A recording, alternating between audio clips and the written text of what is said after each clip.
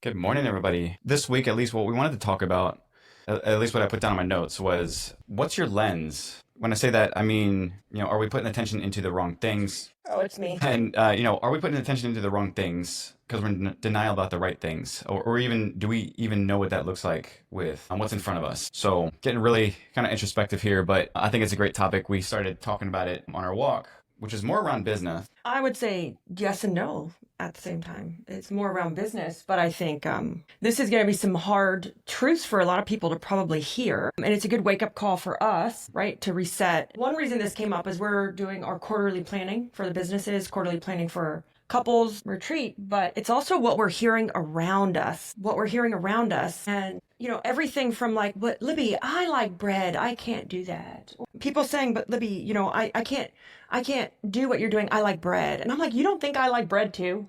Or, hey, I need to hire. I'm desperate, but I don't have any trainers right now, so I can't onboard for 2 weeks. Or I need to hire, but, I don't have time to do interviews. Or it's just reassessing of what's really important versus what we think is important. Yeah. Yeah. Yep. And so there's two different ways about it that I think of. And one is whether we're avoiding it, or two, whether we even know it exists, and just being aware of it.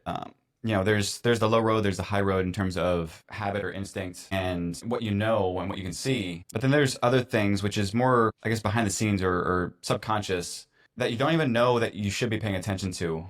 And I think that's where we get ourselves into trouble, because a lot of the solutions we're trying to put in place in life, with health or whatever, is only based on what we know, or only based on what we remember. I want to put that out there, is only based on what we remember, because we haven't made it a habit to make it important enough to stick. Yeah. Or it's only based on what we're what's in front of us or what we're looking at. Yeah. And it's not what we're not looking at. Instead of because people are like, well, I'm not eating carbs or sugar, but I'm having oatmeal. Right. Or I'm having, but it's also what are you not looking at? If we keep looking at the same thing, it's that saying, you're in a vacuum and you cannot see what's going on. You don't have a clear perspective, or it's bias, right? Just back to what it was, I think with for us, it was internal. It was focusing on, for us, for the companies, are certain people focusing on the right things, Yeah. on what's in front of them, and not looking at the bigger picture. Yeah. And I think this goes back to fear of making mistakes, the fear of, it being messy, or the fear of it failing. The fear of you failing. So I think that we avoid certain things. At the end of the day, I always go back to hiring, because we have Woot recruits, and people are like, oh, but, I'm desperate. I need to hire. And I'm like, if it's your number one issue, it needs to be the number one focus. But we don't want to focus on it because we don't like it. It's just with eating right. We don't like it because it's not fun. We don't want to have to pay attention to it. We don't want to have to hold ourselves accountable. And we know what we need to do, but because it's also there subconsciously, but then we don't do it out of fear. We don't do it I think it all stems back to fear. Or fear, or there's a little element of convenience where subconsciously it exists, but your brain is so wired to avoid it. So I think avoidance, which is an element of fear because there's something around it that you don't like. Yep. Back to the, in terms of health and, cutting out carbs. I know I need to do it, cut carbs and sugar. And then this topic was about let's say oatmeal, two different ways to go about that. One is either what you see is all there is, meaning that you don't know what you don't know. If you don't see oatmeal as carbs, you don't see oatmeal as whatever, it's hard to get around that because the solution lies in something that you don't yet know or don't really have on top of mind. Either because you're trying to dismiss it or excuse it. And this is just one general topic, which was, I think, the avoidance piece or the fear piece of having to do it. Yeah. And I mean, are you putting attention to the wrong things? I mean, I don't know how many people I know do this, whether it's in business or in life, putting attention to the wrong things. I work out for 2 hours a day, but I eat whatever I want, right? Or, my business isn't growing, but I'm going to go over here and, focus on the wrong thing because I think I love this one. I'm buying my solution, right? How many of us think that money is going to fix, buying the solution is going to fix your problem? And I put a quote out yesterday that there is people or money can fix anything, right? People or money. That's true. But, when you're buying that solution, you still have to do it. Yeah. You still have to implement it. You still have to execute. You still have to hold yourself accountable. And at the end of the day, that's why we were looking for the solution, because we weren't doing those things. Like, I love coaching and I love teaching, like buying coaching and teaching. But at the same time, I have not heard anything that I've never not read in a book or heard from another coach. It's just, are you ready for that element of, accountability instead of, always focusing on the wrong thing, always focusing on the fun thing. This is a big issue with entrepreneurs because we can do whatever the hell we want. Mm-hmm. And we tend to do the fun stuff. Yeah. The wrong one. The like, oh, I like marketing. I'm going to go over here and play with marketing, even though like I'm in a deficit with employees. Or, oh, I love hiring, but I don't have any jobs. But I don't know how to market. So I'm going to ignore it, but I'm going to stay over here with hiring. So it's like back and forth. And the same thing happens with health and exercise. A lot of people reach out to me about like, how did I get started? How do I do it? How do I hold myself accountable? And how like, my mom was here visiting and Yaya was making Christmas cookies. And I was like, for the love of God, they smell amazing. And I'm sitting here watching her and helping her decorate. And my mom's just like, eat one. And I'm like, no, I don't need to eat one. I can still make them with her and engage, and she can eat one, but I don't need to eat one. It's going back to it's just like with business and with health. It's focusing on the right thing. Like, what am I focused on? What is the easy thing? It would have been to eat the goddamn cookie. Yeah. But, what am I focused on? And it's the end result, right? It's the thing that's hard. It's the thing I don't want to do. I was just following something. You guys all know I'm a big Dan Martell fan, and he put a post out yesterday. I think it was like a year ago today. He was stuffing his face with peanut butter. Yeah. I remember that because his favorite food is peanut butter, and his favorite second food is chocolate. Because I just know that from being around him, and chocolate peanut butter together, and it's like he's debilitated. And it's funny because we saw that transformation in him, and it's what made us do it. It's what made me do it for myself. But it's doing those hard things, and it's fear that you're going to fail. How many of us women have tried to diet after having kids? You gain the weight, and you keep saying, "Oh, I'm going to laugh at this. I just posted this." I'm laughing because it's me. It's me totally. In my Higher Profits tribe, which is about like life, it's a Facebook group. I posted a video about like, how many of us women just eat salad? We're just eating salad because we think it's healthy and that's what we were told to do and that's all we know. And we're eating salad for like breakfast, lunch, and dinner. And you're so tired of salad that you just want to like. Yeah. And that was me years ago. Like, and that's all I knew. And, that was my lens. What happens when employees behave badly? Boy, we could do an entire TV show, maybe a Netflix special on that. Well, Ryan and I sat down and recorded episodes for FAMA, and we asked practitioners, give us your most outrageous story.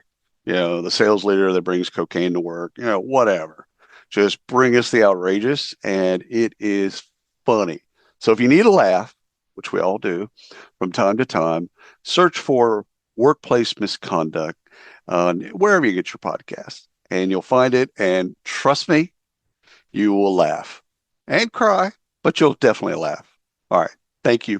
It was it. And until I decided to educate myself and do the hard thing. Because with salad, guys, I could still have ranch dressing and cheese and chicken on it and croutons and bacon bits and sunflower seeds and craisins. I could put anything on a salad. But it was all I knew, and that was the lens. And I was kind of fearful, one, of failing again at diet, convenience. I didn't want to not eat certain things. And when I decided to do the hard thing, just like in business, it changed everything for me. Like literally everything. And so, this topic goes to life, to kids. Like, are you focusing on the wrong thing with your kids, right? The right attention to the wrong thing, which is that avoidance. But yeah, with your kids. Yeah, the right attention to the wrong thing. Are you doing this with your kids, or are you doing this with your marriage out of denial, or, like wanting to avoid certain things? You can do it with your business as well. This topic spreads around like life in general because,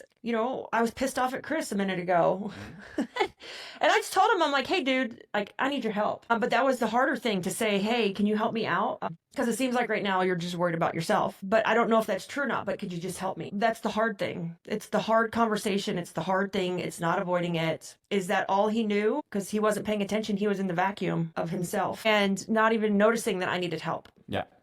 Again, doing it with your kids, doing it with your health, and doing it with your business. I think the new year is not the new year, right now is a great time to self-reflect on, am I looking at things or am I only seeing what I want to see? And that's a hard question. Because you're probably doing something, but again, right attention, wrong thing. You know it, but subconsciously you just shift to that other direction of, the health, I'm gonna go ahead and eat salad, but I'm still going to have something else later in the day because that's just what I do. Yeah, this is hard. And we call them the intangibles. And the intangibles are things because why do we call them the intangibles, Chris? Explain. Because they're not apparent. They're not right in front of you. They're not something that draws your attention immediately. And again, I think this comes in with creating habit, creating instinct, creating repetition to make it aware, to be aware of it. Because to me, like the intangibles are almost like making those hard decisions, right? Having a you can't measure it. It's almost a feeling or a subconscious thought. So I'll also clue into something here. I think that when you can make something real or something tangible from intangible, and you probably heard this before, is when you acknowledge or say something out loud. Yeah. So, in relationship, I screwed up. Saying that statement, I screwed up with XYZ. Saying that statement immediately makes something intangible into a tangible. It makes it something that you can actually focus on. Whereas if you didn't say it, the low road, your subconscious would have you just kind of riding along and you couldn't really, grab a hold of it and do something about it. Yeah. But I think having these with ourselves is the first step. It's all with ourselves. And, having those difficult conversations with yourself. Like, and this is like my phrase of the year of, are you just tired of being tired? Mm-hmm. Are you tired of like mediocre, like health, mediocre life, sex life, business? I mean, it's that feeling of, you're tired of being tired. Like you're tired of just constantly churning, constantly stuck, constantly in the same place. Like the definition of insanity is doing the same thing over and over and over and expecting it to change or a different result. And that's what it feels like in business or in life when you're trying to like lose weight or grow a business, and you feel like you're going insane. It's because you are. I want to go one layer deep. I want to go even deeper there. And this is going to kind of flip it. Is you've heard the definition of insanity is doing the same thing over and over again, expecting different results. But the flip side to that, even deeper, is you're avoiding the same things over and over again. You could be doing different things, but avoiding the same things over and over again and expecting different results. Yeah, I'm guilty of that right now. I just did a self-check with myself. I'm avoiding stuff. Everyone does it. I'm avoiding stuff. And we had yesterday was this week, some really big decisions we made, me personally and as a couple and as a business and as owners. And I made some big decisions I'm avoiding and I keep avoiding it. And I have a ton of people that ask me for like coaching or help. And I'm like, dude, I don't want to be another coach. There's so many coaches. How many people that we know that are like 20 years old and they're like, I'm a coach. And I'm like, dude, what have you done? Life experience.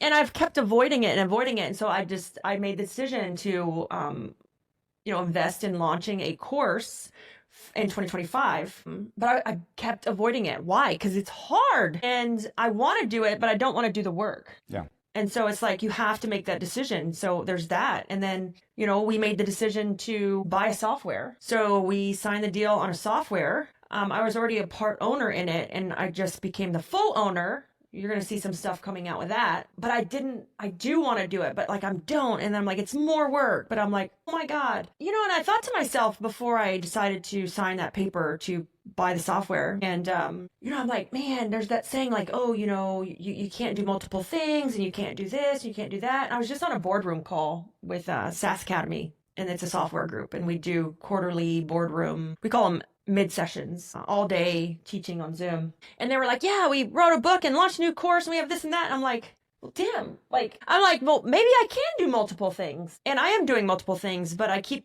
trying to figure out where's my cap of multiple things. And you see one person, here's where I get confused in business. And this is like a totally different topic. And I want to hear if you guys all agree with this or have the same feeling. We get like some people tell us, oh, you can only do one thing. Like you can only focus on one thing. And I do believe that you can only focus on one thing at a time. But then you see these people have like 6 businesses, softwares, consulting, this and that, and products and write books. And you're like, but you just said I could only do one thing. Yeah.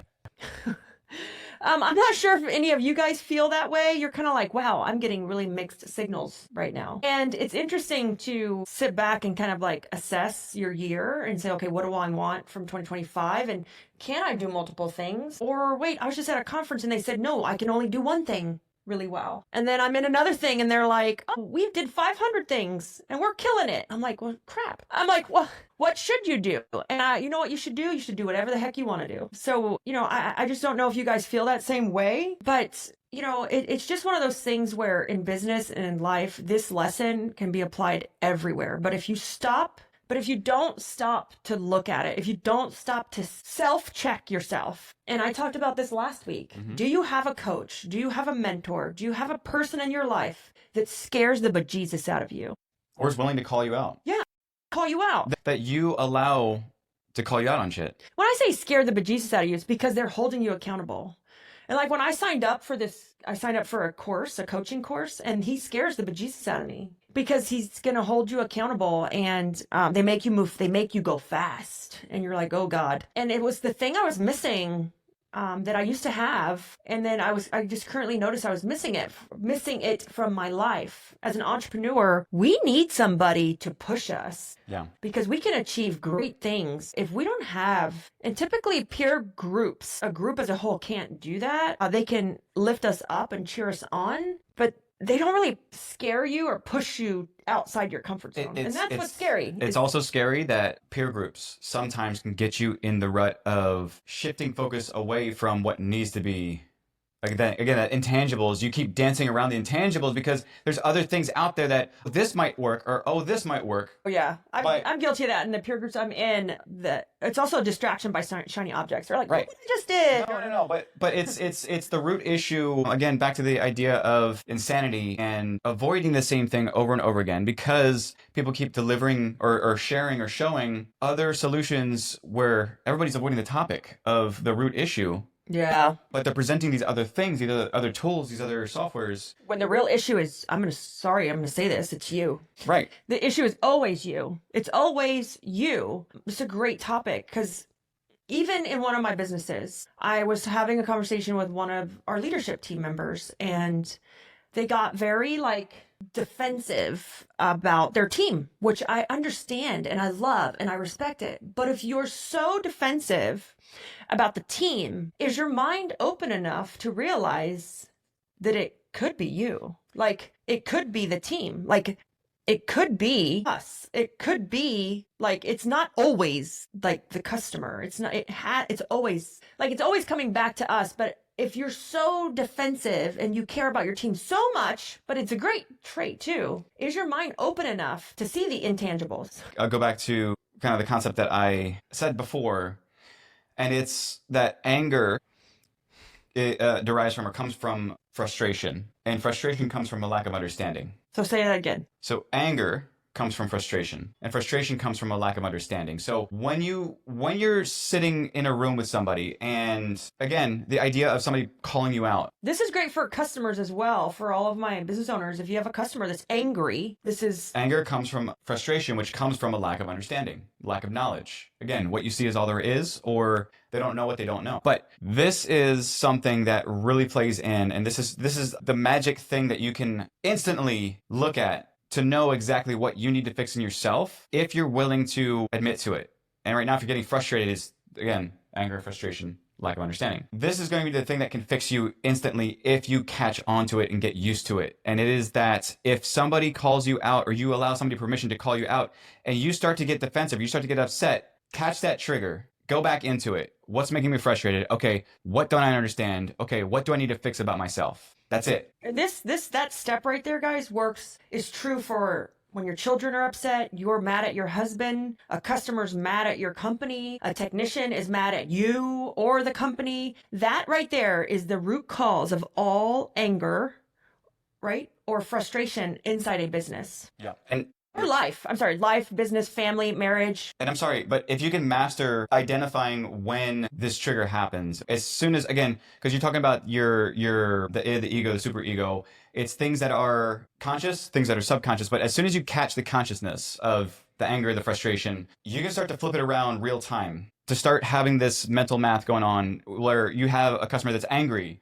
you start to trace it back immediately. You can start to figure out real time in that conversation how to steer the direction of that conversation. Same thing with again, as long as you allow yourself to soak it in. Same thing with employees, same thing with your kids. If you start to practice this, you can catch it real time. You can start to figure out what to fix in yourself immediately without having to wait for somebody else to get so pissed at you that you fracture a relationship. Yeah. Start to practice this every single day, catching that anger, understanding the frustration, figuring out what's behind it, and fixing it. Yeah, and communicating it. So if you can learn this, then this is something you should teach. And that's why I said, Willie, something you should teach to your staff to help them understand, like, why is an account mad at me? Why is a customer mad at me? Why is an employee angry? If you can learn to do that in yourself, then you can therefore learn to feed it down to your leadership team, your management, and down to your technicians in the field if they can understand why a customer's angry if they're like in a home or at a building, servicing the building. And so this is great. This is a great tool on how to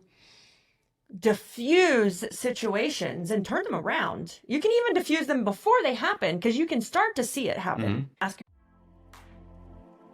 Hiring sucks, right? Sorting through bad applications, ghosted interviews, and wasted time. It's all exhausting. That's why we built Recruit, the hiring system designed to attract and convert the right people for your business fast. What are some of the benefits? Well, you get more qualified applicants without lifting a single finger. Increase your show rate, eliminate the worry of ghosting. Track every single step of our process with real-time data. If you're tired of hiring headache, go to wootrecruit.com and let us start filling your open roles today.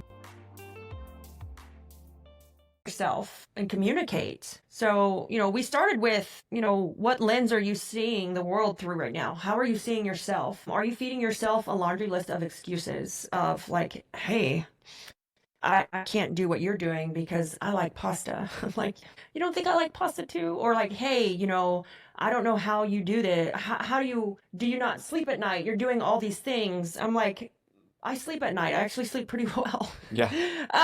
But I'm like, if Elon Musk can do these things, 500 companies, not that I'm him, but that's what I keep telling myself. If he can do it, I can do it. And that's what we tell our son. He's 16 and he's like, well, I can't have a job and play basketball. I'm like, if Elon Musk can build Tesla and SpaceX and X, you can do Catch a rocket with chopsticks. Catch a rocket with chopsticks. You can play basketball and have a job as well.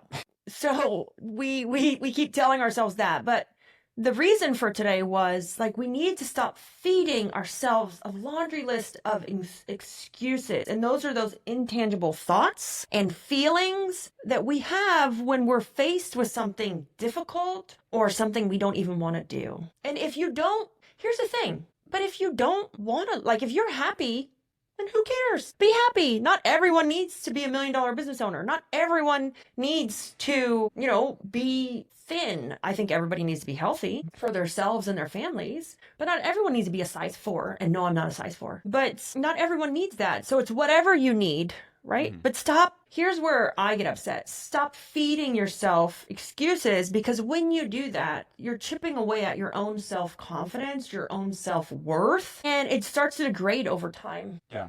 It's that bubble that builds up. Yeah. Me and Chris, we didn't work in the business yesterday. We took the time to work. We didn't work in the business yesterday. We worked on it. Yeah. Planning 2025. And Yeah. some of these things, as I was like looking at what do we need to do and what do we want and what blah, blah, blah. And I'm like, some of these are just like lame excuses on my part. Right.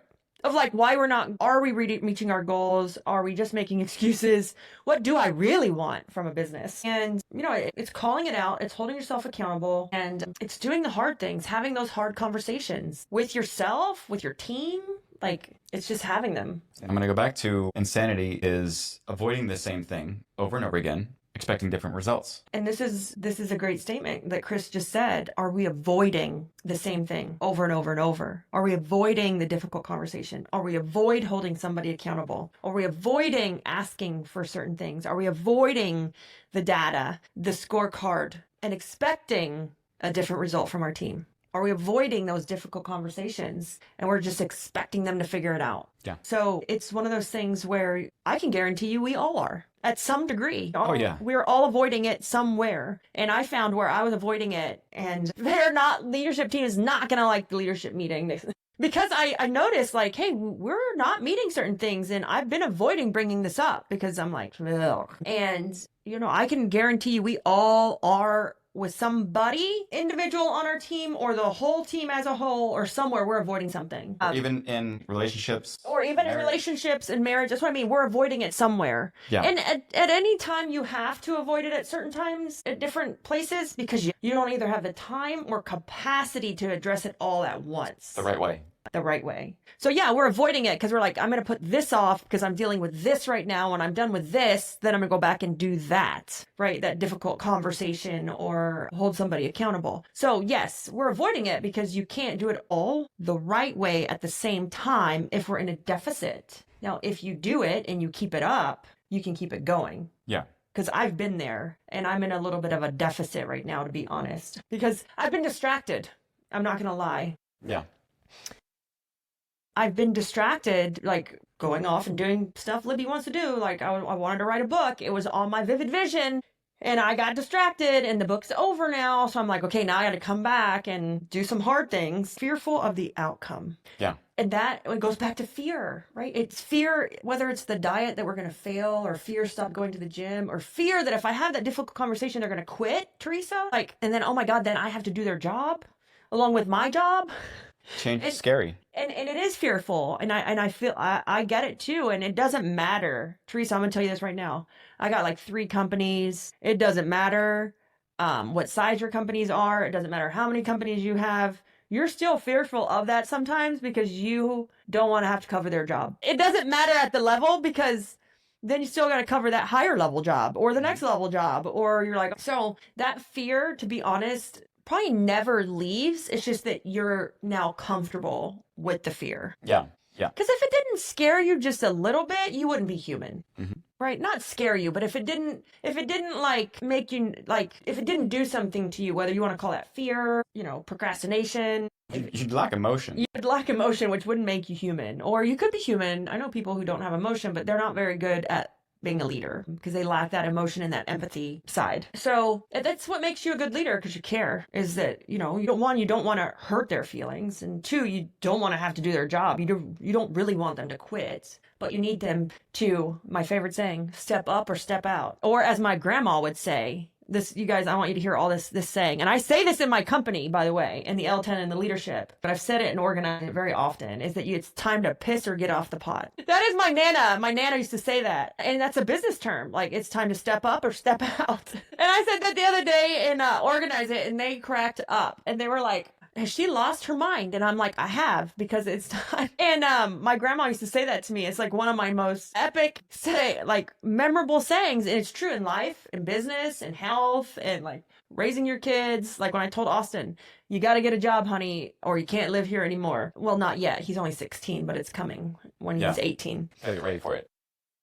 But it's definitely, it's scary to say these things and hold people accountable because you don't know the outcome. Yeah. And that's okay. Makes you human. I'm sorry. I hope I didn't offend anybody, but I think they resonate with different people in different ways. They all say the same thing. So, we can move on from this, but it's a great time to sit here and reflect on the year. Did I not get what I wanted? And if not, that conversation with yourself. Are you mad at yourself? Are you angry with yourself? And if you are, you need to figure out, what are the things I'm not doing? Right? Where is that lack of communication with myself or with others? Yep. So I grew up in the country, and that was my Nana's phrase. But anyways, we can move on. Chris, do you have any other last words? No, we talked about it last week about, I think it was the attention. Really what we talked about was the 5 people that you're associated with. Basically, your influence, your invisible counsel, the people that influence certain aspects of your business or your life. So chunking it out into individual slices of health, focusing on the focus there. So health, relationships, business,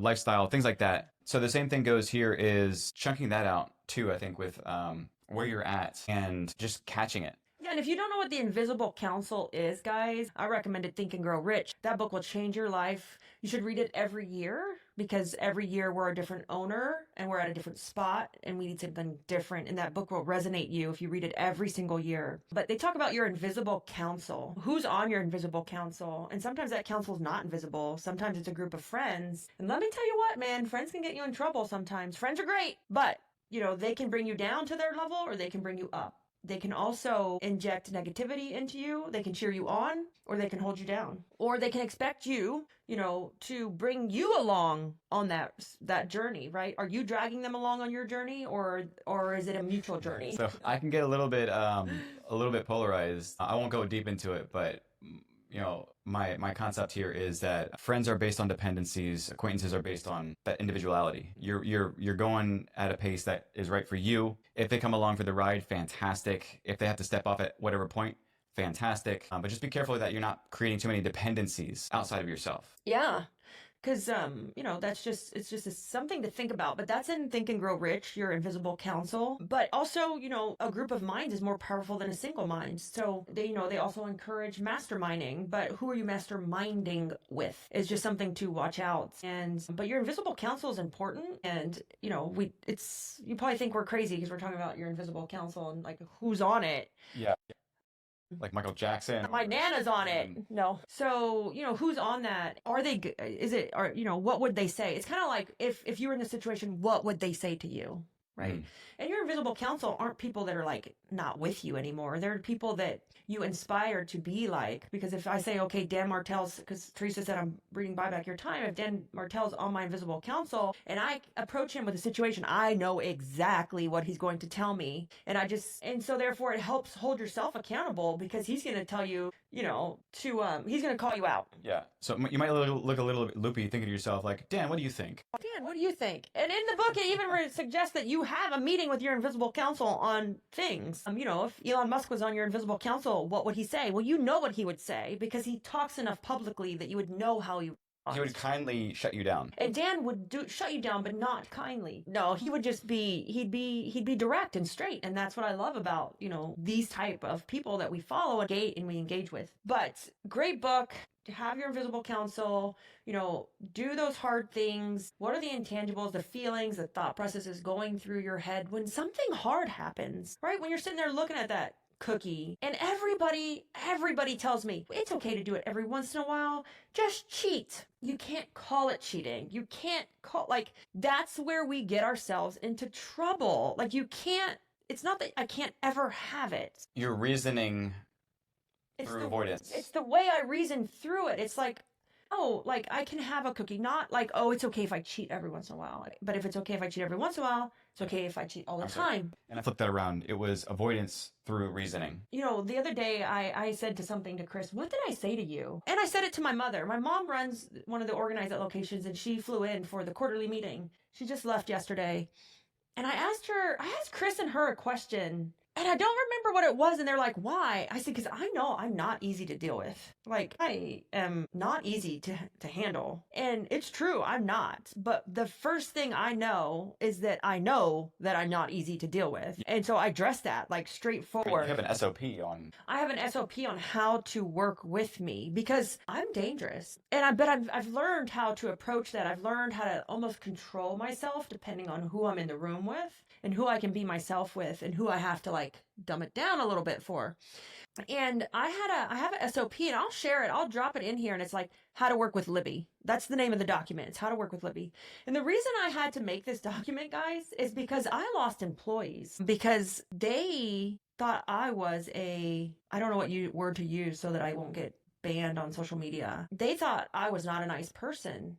And it was the way I operate. I'm actually probably one of the most caring, empathetic, give you the shirt off my back. But because of the way I carry myself, the way I communicate, And the way I engage, I can come off really like brass, like very heavy or difficult. And it was because we had an employee and I did not say happy birthday to them. I didn't even realize it was their birthday. Yeah. And this is now in our onboarding or in our recruiting. If you're working directly with me, is that I'm not going to acknowledge your birthday. Probably if I see it, I will most definitely say happy birthday, but I may not acknowledge it or be aware because of how fast like my brain is moving, how many decisions we're making a day, how many companies I'm involved with, how many people I'm leading. For the love of God, just how many chats I'm seeing or monitoring or I'm in, the amount of technology we're in or communication platforms.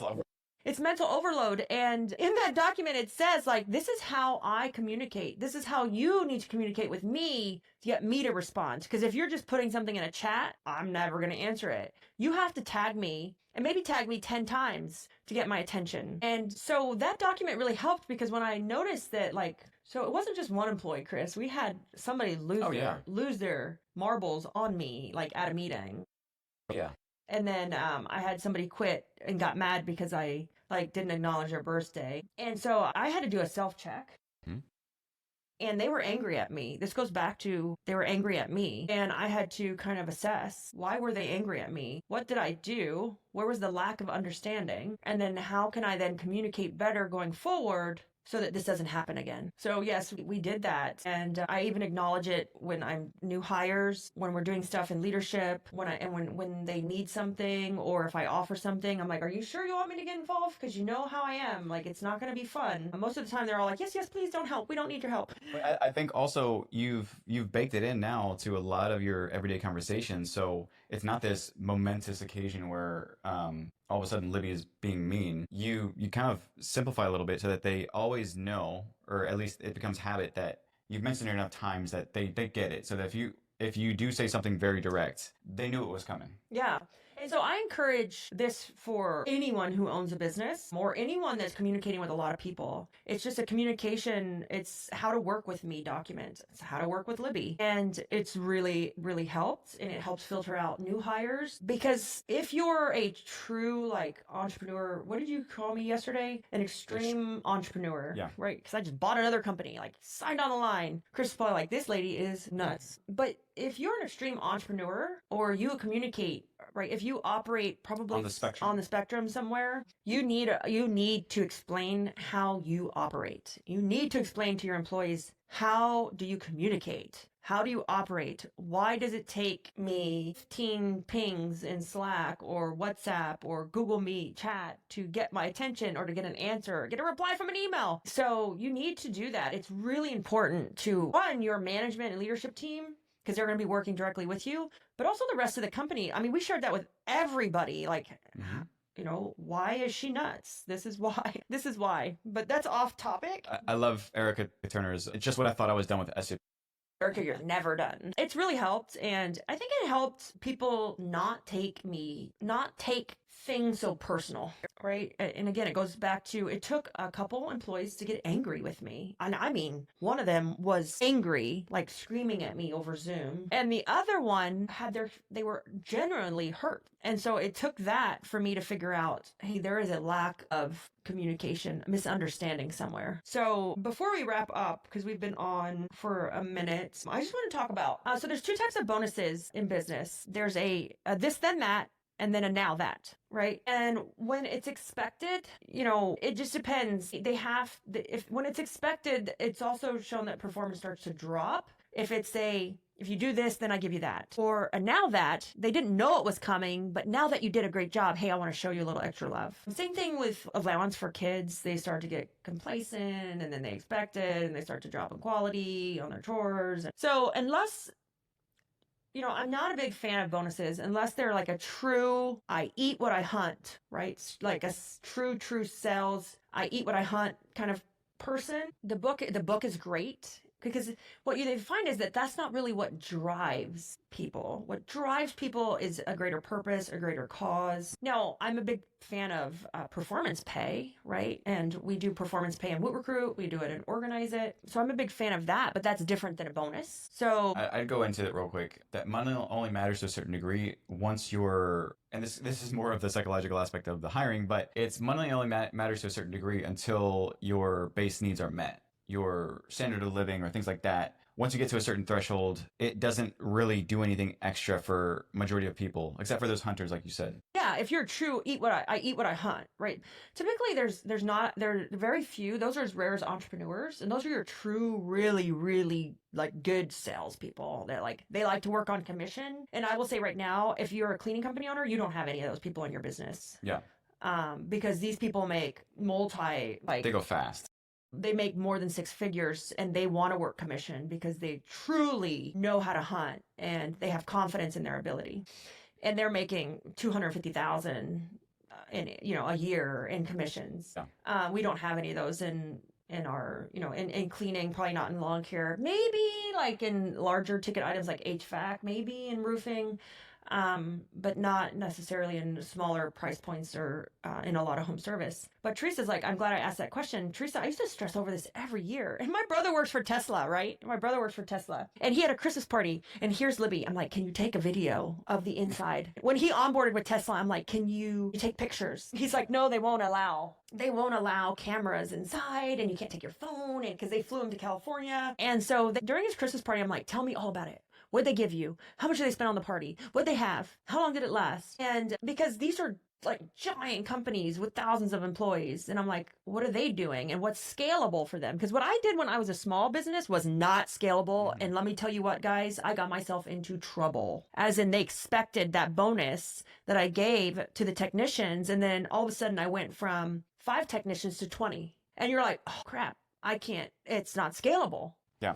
So don't think like, yes, I would love to give all the money in the world to everybody, but it has to scale. It has to be right for your business. But my brother, I think they got like a Tesla jacket and a barbecue lunch. They had the party during work hours. They didn't give anything, honestly. And I think they all got a piece of swag, like a nice jacket was about what they got. And so I think that when we're small, we think we have to compete with the big boys. But when we actually find out what the big boys are doing, you're kind of like, oh, well, that's lame. And so just make sure you don't get yourself into trouble with scalability. I did that my first few years at Organize It. And then I dreaded growing. I dreaded the end of the year with the company party because you're like, oh my gosh, like this is not scalable. It's going to cost me $10,000. Mm-hmm. So, like Chris said with the book, unless they're truly money motivated that eat what I hunt, people appreciate anything that we give outside of whatever, if they're, what would you call it? If they're outside of their core needs are met. Yeah. Their base needs are met. Their base needs are met. One thing I love to do is to give PTO. Why? They appreciate it. When they're on that vacation, they're going to think of us, right? They're having an experience on us. And then it's not going to cost me a ton of money up front because not everyone is taking PTO at the same time. Like we have a policy that no more than 2 field techs at one time can be off. So you kind of have a control or a throttle on it.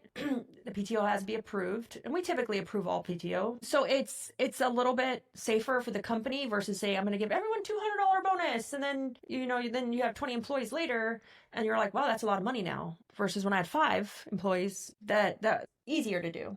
Yeah. So it's got to scale. It's got to be simple. It's got to be fair. It's got to be easy, right? Because we have to do this every year. It can't be overcomplicated. It can't make it easy and make it fun for you. Because if we overcomplicate it or we extend ourselves too much, it's no longer fun for us. It's exhausting. It's exhausting. Yes. So how do you pull it back? There's 5 people, by the way, that are like, talk more about the PTO. How do you pull it back? You just pull it back. Like your leadership team, your management should understand, like, hey, what I did last year didn't scale. So I'll be... Go ahead. Maybe I can talk a little bit to this, and then you can clarify it for me.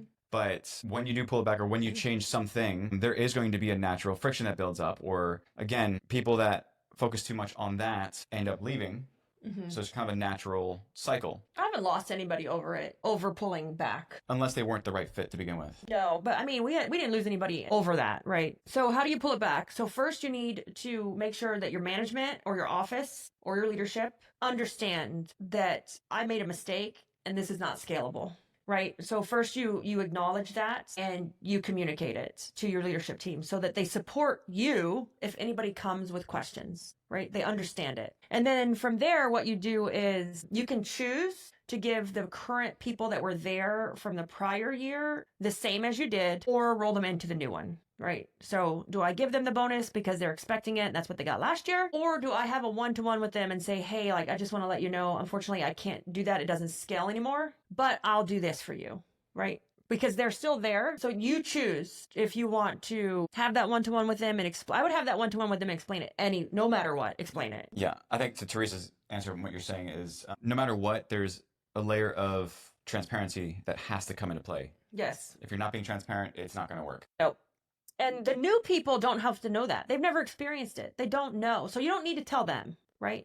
You need to tell your current office staff. So if anybody asks, and the people that experienced it prior, like last year. So communicate it. And then, some people asked, how much PTO do you give? Well, that's up to you and how generous you want to be. And also we give it based off tenure. What is the length of time with the company? So I'll give you an example. So if we're going to give for Christmas, we're going to give an extra 3 days of PTO. Well, anyone that's been here a year or longer gets the 3 days. So then you take the 3 days and you divide it by however many hours that is. And then you divide it by, however many hours that is. It's 40 hours. It's not 40 hours. I'm sorry. It's 80. It's 120 hours, right? 40. Oh, no, wait. 3 weeks? No, it's free. It's 3 days. Sorry. It's 8, and 8 is 24. 24 hours. And then you just take the 24 hours and you divide it by the months. And you say, okay, well, if you were here 6 months, you get this many hours of PTO. And if you were here 3 months, you get this.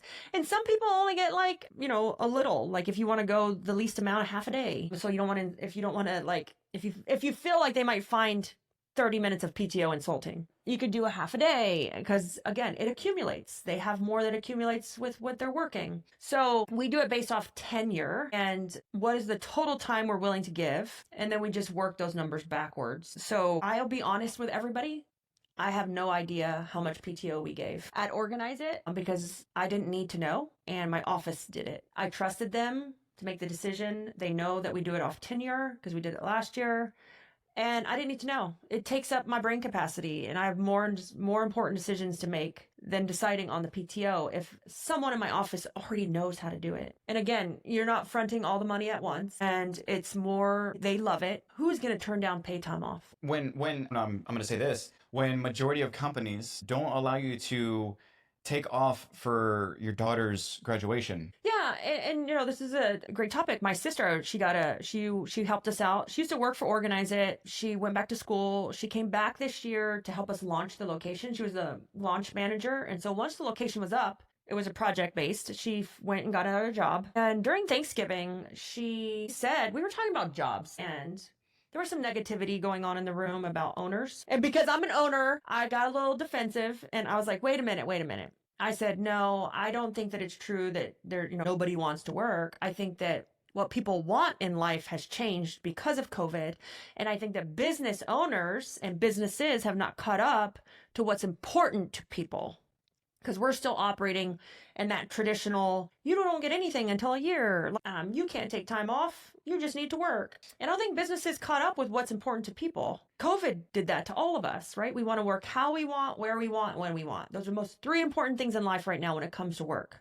We want it, and so do our employees. And so my sister said, I just want a job that if my daughter has a volleyball game, I don't get fired if I go. Yeah. And so who is not going to appreciate paid time off when that's the mentality of a lot of companies, right? And that's why this is a whole nother topic that we started with. We have unlimited approved time off in our company, in all of our companies, because I might not be able to give them, I work where I want to my cleaning technicians, but I can work where I want, but I can work when I want, within reason. And that's a whole nother topic, but It's creating that sexier job that appeals to the new version of the employee, right?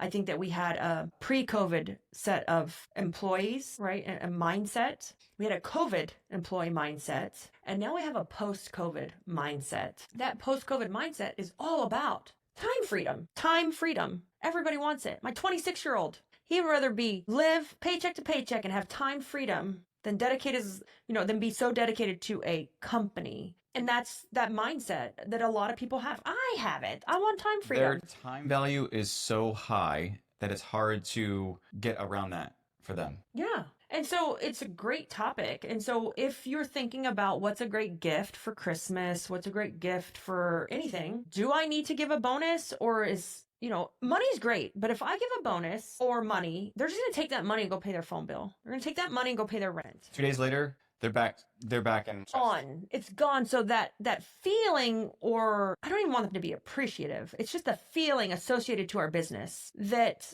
paying off their phone bill didn't feel good. Like, we didn't help them feel or rest or relax or enjoy the time. But when it's contributed to PTO, then that feeling of relaxing, or that feeling of going to my daughter's volleyball game, that feeling of going to my kindergartner's graduation or my middle schooler's graduation, that feeling they have is tied back to us. We don't let our PTO roll over. And some of our employees have pushed back on that. And the reason we don't let it roll over is because they need to take time off.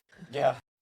They need to take time off. They need to rest. Don't roll it over, because we have this mindset, at least here in the United States, that to take time off is like, oh my God, somebody might steal my job or do a better job than me, or I'm going to lose my job if I take time off. And so we make them use it. You use it or lose it, because we want them to take time off. Here's the other thing. I know that my office didn't let me give it because I'm over generous.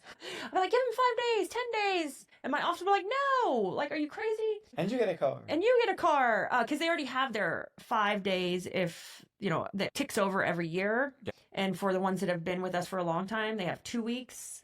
And so it keeps ticking up and up and up. And so if you give them more, like, they're going to have a ton. So my office probably took me away from it because I always over give. But okay, well, we'll wrap up. We've been on for over an hour. This was a great topic.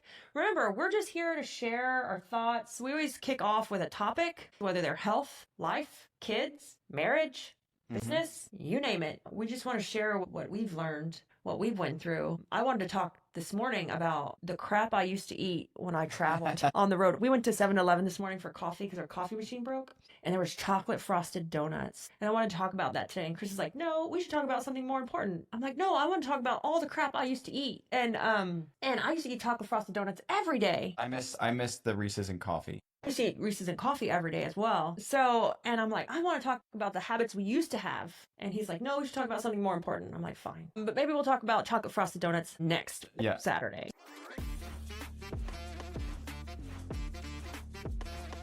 Hiring sucks, right? Sorting through bad applications, ghosted interviews, and wasted time. It's all exhausting. That's why we built Woot Recruit, the hiring system designed to attract and convert the right people for your business fast. What are some of the benefits? Well, you get more qualified applicants without lifting a single finger. Increase your show rate, eliminate the worry of ghosting. Track every single step of our process with real-time data. If you're tired of hiring headache, go to wootrecruit.com and let us start filling your open roles today.